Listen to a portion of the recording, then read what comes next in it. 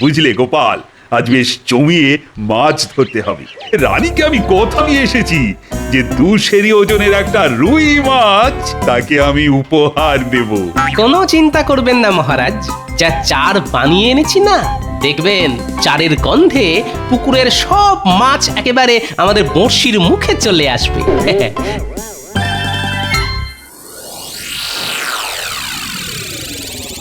শোন, অনেক বলে কয়ে তোদের জমি দিতে মহারাজকে রাজি করিয়েছি। এখন তোদের কথা দিতে হবে যে আমি যা যা বলবো তোরা তাই তাই করবি। ঠিক আছে মন্ত্রী মশাই, আপনি যা যা বলবেন আমরা তাই তাই করব। তা কি করতে হবে আমাদের? এবছর ধান তো প্রচুর ফলেছে, তাই মহারাজ দাম কমাতে বলেছেন। প্রথম কদিন তোরা দাম কমিয়ে দিবি, তারপর সব ফসল অন্য জায়গায় সরিয়ে দিয়ে বাজারে ঘাটতি তৈরি করে হু হু করে দাম বাড়িয়ে দিবি। দাম বাড়িয়ে দেব? হ্যাঁ, এতে তোদের বাড়তি যা লাভ হবে তার অর্ধেক দিবি আমাকে। কি মাথায় ঢুকেছে? কিন্তু হু হু করে দাম বাড়িয়ে দিলে মহারাজ যদি রেগে গিয়ে আমাদের বিরুদ্ধে কোনো ব্যবস্থা নিয়ে বসেন? আরে অত ভয় পাচ্ছিস কেন? মহারাজকে সামলাবার দায়িত্ব আমার। তোরা শুধু আমার কথা মতো কাজ করে যাবি। ঠিক আছে, তাই হবে। আজ তাহলে আমরা আসি মন্ত্রী মশাই। হ্যাঁ হ্যাঁ, আয় আয়। আড়তদারদের নিয়ে দারুণ একটা চাল চেলেছেন তো। আরে এ তো চালের প্রথম কিস্তি, এর পরের চালে কিস্তিমাত হবেন মহারাজ, আর এই রাজ্যের রাজা হব আমি, বুঝেছিস? বাবা, কি মোক্ষম চাল! চাল তো চাললেন, কিন্তু ওই হোলি ফুটো হয়ে সব সব চাল আবার ওই ছড়িয়ে যাবে না তো? এই ঘটা, মুখ সামলে কথা বলবি। তোর এত বড় সাহস, হ্যাঁ? আমার সামনেই আমার দেওয়া চালকে অপমান করিস, হ্যাঁ? অপরাধ অপরাধ নেবেন না। আসলে আসলে ওই এতদিন ধরে দেখে আসছি তো। কি দেখে আসছিস? ওই যে অনেক ফন্দি আপনি আঁটেন, কিন্তু ওই গোপালের ওই বুদ্ধির কাছে শেষ অবধি হেরে গিয়ে ওই যাকে বলে কিনা ওই ল্যাচে গোবরে হয়ে যান। লাজে গোবরে? বেরো বেরো হতচ্ছাড়া, এক্ষুনি দূর হয়ে যা আমার বাড়ি থেকে। এই জীবনে তোর মুখ আর যেন কখনো না দেখি। যা, দূর হ, দূর হ। এবারে যদি আপনি যেতেন তাহলে আর এই মুখ দেখাতে আসবো না। হ্যাঁ, তবে আবার যদি ওই হারেন তাহলে এই শ্রীমুখ ঠিক দেখিয়ে যাব। হ্যাঁ, তবে রে, এই জন্যই বলে যার শিল যার নোড়া তারই ভাঙে দাঁতের গোড়া। বেটা বেঈমান, আমার খেয়ে আমারই পড়ে আজ আমারই সমালোচনা করছে, হ্যাঁ? কথাটা কিন্তু ঘটা মিথ্যে বলেনি, এই বরাবরই তো গোপাল। আরে রাখ তোর গোপাল, এবার এমন আটঘাট বেঁধে নামছি যে গোপাল তো গোপাল, গোপালের 14 পুরুষও না আমার টিকিটা অবধি ছুঁতে পারবে না। গোপাল আর মহারাজের এমন হাঁড়ির হাল করব যে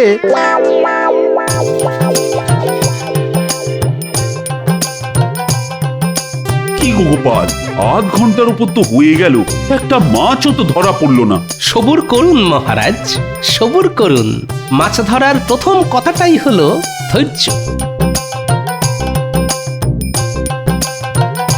মহারাজ নড়ছে নড়ছে, টেনে ডুবোতে গেলেই মারুন হ্যাঁচকা টান। লেগেছে লেগেছে, মুখে বড়শি লেগেছে। এবার এবার এবার আস্তে আস্তে আস্তে আস্তে সাবধানে টেনে টেনে তুলুন। বাবা, আরে এই গোপাল, এ কত বড় বাবা, ওজন মনে হয় 200 থেকে বেশি হবে। কিরকম চাল মেখেছি বলুন। মহারাজ আপনি মাছ ধরছেন? খুব ভালো, খুব ভালো। বাহ বাহ বাবা বাহ, বাবা কত বড় মাছ! তা এখন এই কাগজে চট করে একটা স্বাক্ষর করে দিন তো। কিসের কাগজ? ওই যে আড়তদারদের সঙ্গে একটা চুক্তিপত্র। আড়তদারদের সঙ্গে চুক্তি? কেন, এতদিন তো যা হয়েছে সবই তো মুখের কথায়। না না মহারাজ, দিনকাল পাল্টে যাচ্ছে, মুখের কথায় এখন কি সব কিছু বিশ্বাস করা উচিত? তা কি লেখা আছে ওই চুক্তিপত্রে? ওই যে এখন খাজনা দিতে না পারলেও 1 বছর পর থেকে খাজনা দিতে হবে, আর জিনিসপত্রের দাম কমাতে হবে। এই কথা ঠিক আছে, দাও স্বাক্ষর করে দিচ্ছি। না মহারাজ, না পড়ে স্বাক্ষর করবেন না। হ্যাঁ, সেটাও ঠিক। শোনো মন্ত্রী, দেখতেই তো পাচ্ছ এখন আমি মাছ ধরায় ব্যস্ত। কাল রাজসভায় চুক্তিপত্রটা নিয়ে এসো, আমি ভালো করে পড়েই না হয় স্বাক্ষর করে দেবো। কিন্তু ওরা তো আজকেই চাইছে, কারণ ওরা আজ যে নতুন আড়তের ভিত পুজো করতে চায়। তা আজ ভিত পুজো হোক, কালই না হয় হবে চুক্তি। তুমি চুপ করো তো। কথা হচ্ছে রাজা মন্ত্রীর মধ্যে সামান্য ভাঁড় হয়ে মাঝখান থেকে আমাদের কথার মধ্যে ফুট কেটো না তো। দিন মহারাজ, দিন, সইটা করে দিন। দেবো? হ্যাঁ মহারাজ, দিন।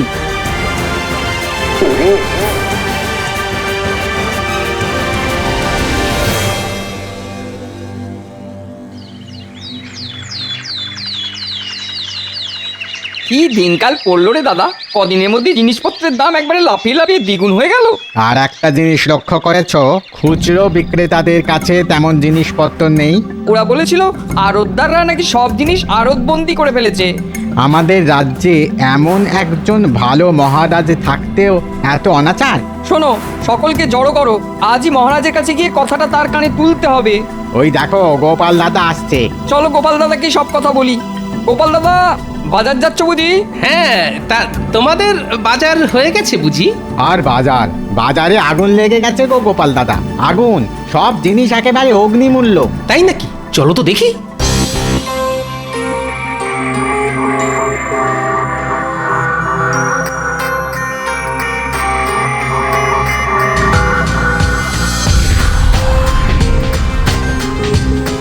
কি ব্যাপার, জিনিসপত্রের দাম নাকি খুব বেড়ে গেছে? হ্যাঁ গো গোপাল দাদা, আর দাম বেড়ে যাওয়ার জন্যে বিক্রি বাটাও তেমন নেই। তা এবছর তো সব দিক দিয়েই ভালো ফলন হয়েছে, তাহলে দাম বাড়লো কেন? সেটা কি করে বলবো গোপাল দাদা, আসলে যতদূর শুনেছি তাতে আড়তদাররা সব জিনিস কিনে আড়তে মজুত করে ফেলেছে। সে কি? আর এর ফলে খুচরো বাজারে যোগান কম আর দাম দ্বিগুণ। না না না, এ তো একেবারেই ভালো কথা নয়। শোনো, তোমরা আজ রাজসভায় এসো, মহারাজ নিশ্চয়ই একটা ব্যবস্থা নেবেন।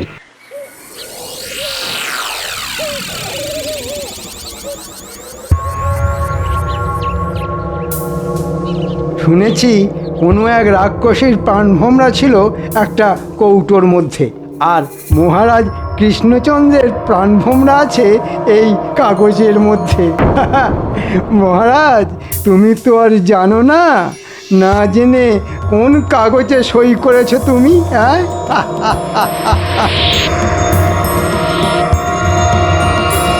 কিছু একটা ব্যবস্থা নিন মহারাজ, নাহলে আমরা যেসব না খেতে পেয়ে মরে যাব।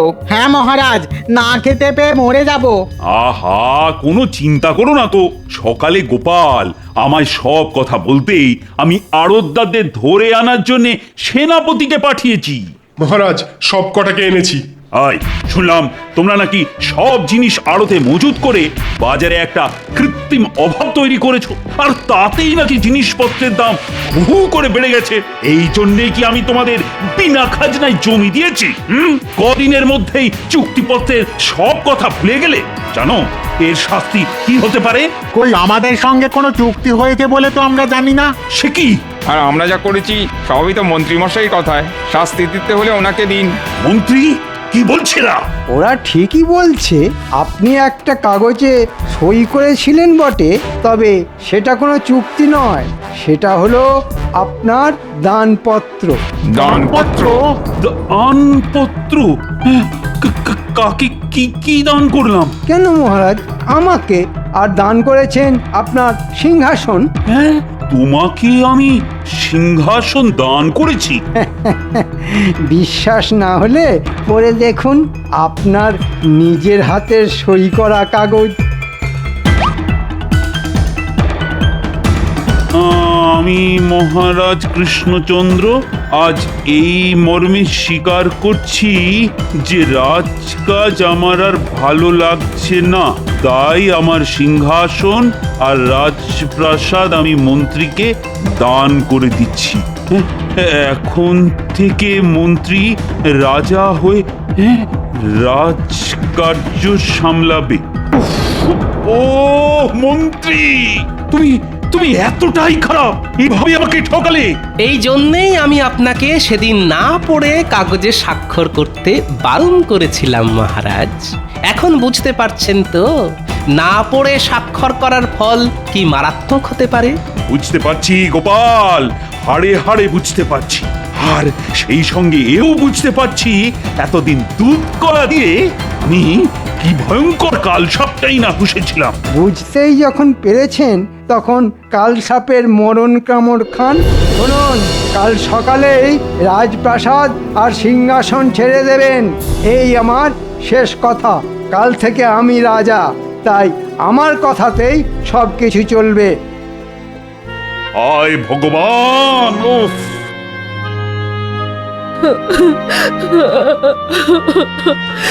এখন এখন কোথায় যাবেন মহারাজ? জানি না কোন গাছতলায় গিয়ে আমাদের দাঁড়াতে হবে। রানী, রানী আমায় ক্ষমা করে দাও। আমি মানছি যা কিছু হয়েছে সবই আমার নির্বুদ্ধিতার ফল। মহারাজ, শাস্ত্রে বলেছে গতস্য শোচনা নাস্তি। যা হয়ে গেছে তার জন্য বিলাপ না করে ভবিষ্যতে কি করা দরকার সেটাই ভাবতে হবে। কি আর ভাববে গোপাল, সবই তো শেষ হয়ে গেছে। কিন্তু শেষ থেকেও তো শুরু করা যায় মহারাজ। কিভাবে? আমি কথা দিচ্ছি 3 দিনের মধ্যে ওই কুচক্রী মন্ত্রীকে সিংহাসন থেকে উৎখাত করে সেই সিংহাসন আপনাকেই ফিরিয়ে দেব আমি। পারবে গোপাল? আপনার আশীর্বাদে আমি সব পারবো রানীমা। মহারাজ, কাল রাজপ্রাসাদ ছেড়ে যাবার সময় আপনি কোষাগারের সব অর্থ, সোনা দানা আর আপনার সিন্দুক সঙ্গে নিয়ে যেতে ভুলবেন না। কিন্তু আপনার দানপত্রে শুধু সিংহাসনের কথা লেখা আছে, আর কিছু নয়। আমি এখন আসি মহারাজ, অনেক কাজ বাকি আছে।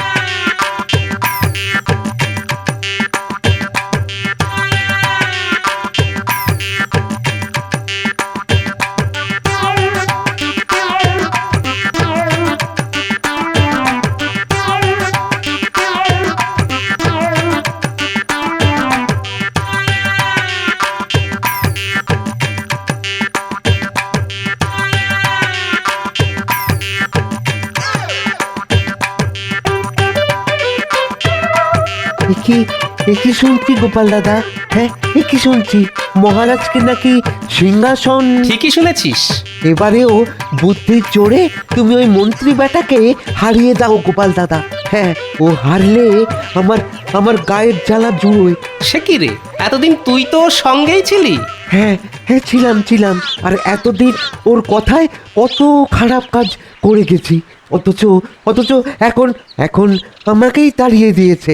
মন্ত্রীকে হারাতে হলে তো আমায় সাহায্য করতে হবে তোকে। কিরে, পারবি? একবার বলেই দেখো না কি করতে পারি। হ্যাঁ, তাহলে একজন অচেনা লোককে জোগাড় করতে হবে। বেশ বলিয়ে কইয়ে হওয়া চাই কিন্তু। হয়ে যাবে। হ্যাঁ, হয়ে যাবে। সেই সঙ্গে লাগবে একটা গরুর গাড়ি আর রক্ষীর বেশে আরো গোটা 4 লোক। কিরে, সব ঠিকঠাক পারবি তো? হ্যাঁ, দেখো না কি করি। তাহলে কি কি করতে হবে শোন।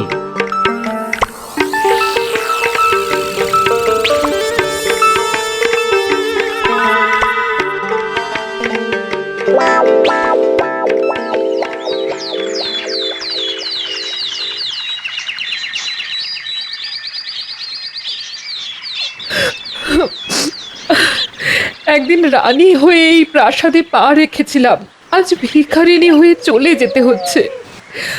আমি তো বলেছি রানীমা, 3 দিনের মধ্যে ওই কুচক্রী মন্ত্রীকে সিংহাসন থেকে উৎখাত করে সেই সিংহাসন মহারাজকে ফিরিয়ে দেব। যাও, সব করবে। এ কি, গরুর গাড়িতে সিন্দুক তুলছেন কেন? কি আছে ওতে? রাজকোষের সব অর্থ আর সোনা দানা।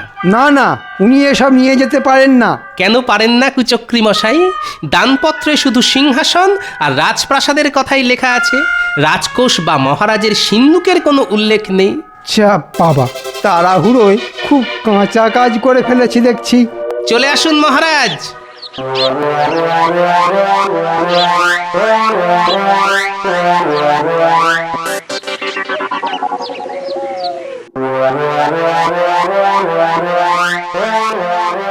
শোনো সবাই, এখন থেকে আমি রাজা, তাই আমার কথাতেই এ রাজ্যের সব কিছু চলবে। শোনো, আজ থেকে সকলের বেতন অর্ধেক করে দিলাম। বেতন অর্ধেক? হ্যাঁ, অর্ধেক। যাদের পোষাবে তারা থাকবে, আর যাদের পোষাবে না তারা চলে যাবে। একই বলা নেই কওয়া নেই, হুট করে রাজসভায় ঢুকে পড়লে যে। ঢুকে না পড়ে কি করব? বাজারে জিনিসপত্র পাওয়া যাচ্ছে না, যেটুকু যা যাচ্ছে তার দাম 3 গুণ 4 গুণ হয়ে গেছে। সবে তো 3-4 গুণ, ভবিষ্যতে 5-6 গুণ হয়ে যেতে পারে। তাহলে আমরা খাবো কি? আমাদের সংসার চলবে কি করে? অত চলাচলির মধ্যে আমি নেই। মুদ্রা কথা, এ রাজ্যে থাকতে হলে চড়া দাম দিয়েই জিনিসপত্র কিনতে হবে। আর একটা কথা, এবার থেকে খাজনা কিন্তু দ্বিগুণ হয়ে যাবে। যে আমার বিরুদ্ধে কথা বলবে তার পরিণতি হবে কারাবাস। আমি মুর্শিদাবাদ থেকে আসছি। আমার পরিচয় হলো আমি নবাবের নতুন দূত। নবাবের দূত? তা কি দরকারে এসেছো বলো? নবাব বলে পাঠিয়েছেন খাজনা বাবদ এক্ষুনি তার 5,000 স্বর্ণ মুদ্রা প্রয়োজন। 5,000 মোহর এক্ষুনি? তা কি করে সম্ভব? সম্ভব অসম্ভব তো আমি জানি না, আমি শুধু ওই 5,000 স্বর্ণ মুদ্রা নিয়ে যাওয়ার জন্য গরুর গাড়ি এনেছি। স্বর্ণ মুদ্রা পেলে ভালো, না পেলে নবাবের আদেশ মতো আমি আপনাকে বেঁধে নিয়ে যাব, সেখানেই হবে আপনার শাস্তি। ওরে বাবা, এখন কি করব? রাজকোষের সব অর্থ তো মহারাজ নিয়ে চলে গেছে। এত মোহর এখন জোগাড় করব কি করে? ঠিক আছে দূত, তুমি একটু অপেক্ষা করো, আমি দেখছি। কোনো মতেই নয়। ওরে হতভাগারা, খাজনা না পেলে নবাব কৃষ্ণনগর আক্রমণ করে এই রাজ্য কেড়ে নিতে পারেন। না না, এই মুহূর্তে এত মোহর আমাদের পক্ষে দেওয়া সম্ভব নয়। ওরে বাবা, তাহলে কি করব এখন? ওরে বাবা, রাজা হওয়ার এ কি শাস্তি! এখন কি হবে?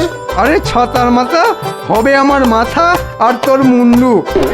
কি গোপাল দাদা, হ্যাঁ কিরকম লেজে আগুন ধরিয়ে দিয়েছি বলো? বিলকুল। এবার দেখ না, ওই লেজের আগুনে কুচক্রি বেটা কেমন জ্বলে পুড়ে মরে। ওরে বাবা, ওরে বাবা, এখন এখন কি করি? হ্যাঁ, অতগুলো মোহর তো জোগাড় করা সম্ভব নয়। হ্যাঁ, এখন যেমন করেই হোক ওই দূতের হাতে কিছু গুঁজে দিয়ে ওকে আটকাতেই হবে। হ্যাঁ হ্যাঁ। ও ভাই দূত, একটু কাছে এসো না, কানে কানে একটা কথা বলি। বলুন। বলছিলাম কি, তোমাকে আমি কিছু অর্থ দিচ্ছি, ওটা নিয়ে যেমন করে হোক তুমি একটু সামলে দাও। হ্যাঁ, আমাকে ঘুষ নিতে বলছেন? চলুন চলুন, তাহলে এক্ষুনি আপনাকে বেঁধে নিয়ে যাই। ওরে বাবা, কি করবো রে? না না, পালাতে হবে। পালিয়ে কোথায় যাবেন কুচক্রি মশাই? ওই যে কথায় আছে না, পালাবার পথ নেই, জম আছে পিছে। আমায় ছেড়ে দাও গোপাল, আমি রাজা হতে চাই না। তাহলে ওই দানপত্রটা দিন।